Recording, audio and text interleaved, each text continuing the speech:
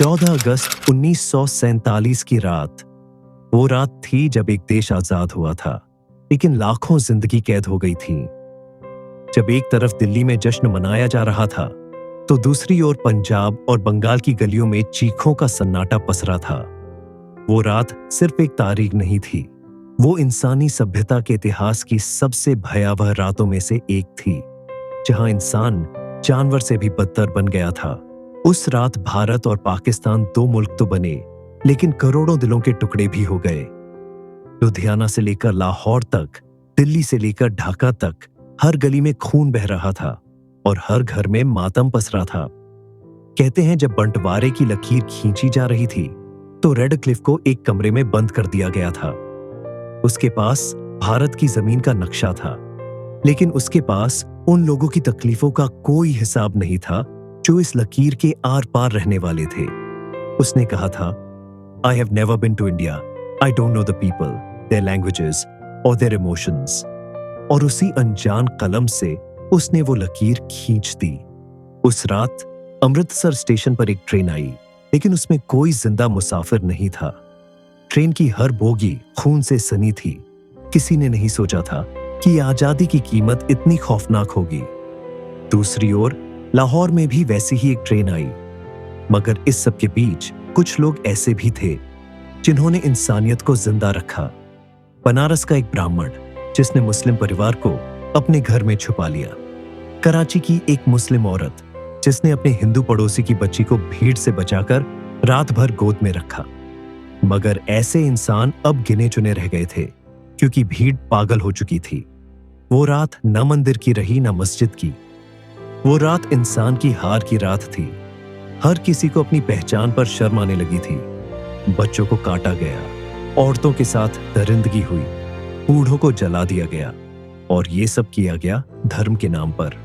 अभी हम दिल्ली की बात करें तो 14 अगस्त की आधी रात को जवाहरलाल नेहरू ने रेडियो पर भाषण दिया, ट्रिस्ट विद डेस्टिनी। मगर उन्हीं घंटों में देश के कोने कोने में कई लोग अपनी किस्मत से लड़ रहे थे। एक तरफ नेहरू कह रहे थे, At the stroke of the midnight hour, when the world sleeps, India will awake to life and freedom. और दूसरी तरफ पाकिस्तान से आ रही भीड़ जालंधर की गलियों में कत्लेआम मचा रही थी। बंटवारे के उस पल में सबसे बड़ी सजा औरतों को मिली। एक रिपोर्ट के मुताबिक करीब 75,000 से ज्यादा औरतें अगवा की गईं। उनका धर्म बदला गया, उनका शारीरिक शोषण किया गया। कुछ औरतों ने खुद कुएं में कूदकर जान दे दी, लेकिन हार नहीं मानी। पंजाब की एक युवती सीमा ने अपनी बहन को बचाने के लिए खुद को बलि दे दी। भीड़ ने उसे घसीट लिया, मगर उसने एक शब्द नहीं कहा। उसकी बहन आज भी जिंदा है और हर 14 अगस्त को एक दिया जलाती है, उस बहन की याद में जो उसे बचाकर खुद मिट गई। कई गांव ऐसे थे जो रातों रात साफ कर दिए गए। एक गांव जिसमें 500 हिंदू परिवार थे, अगली सुबह वहां एक भी घर नहीं बचा। राजनीतिक स्तर पर उस रात बहुत कुछ हो रहा था, लेकिन जमीन पर सिर्फ दो चीजें थीं, खून और आंसू। भारत सरकार दिल्ली में बैठी थी, लेकिन पंजाब और बंगाल की गलियों में सरकार नाम की कोई चीज नहीं थी। लोग अपना सब कुछ छोड़कर चल दिए थे। घर, खेत, रिश्ते, यादें। लाखों लोग पैदल भारत आए। कुछ को रास्ते में गोली मार दी गई, कुछ भूख से मर गए, कुछ तो बस डर के मारे ही दम तोड़ बैठे। बच्चे अपनी मां को खो चुके थे और मां अपने बच्चों की लाशों को देख रही थी। गाजीपुर का एक परिवार जो रात में 17 लोगों के साथ निकला था, सुबह तक सिर्फ 2 लोग बचे थे। एक 8 साल का लड़का और उसकी 70 साल की दादी। उस लड़के का नाम सुरेश था। आज वही सुरेश एक एनजीओ चलाता है जो उन बच्चों के लिए काम करता है जो बंटवारे के समय अनाथ हो गए थे।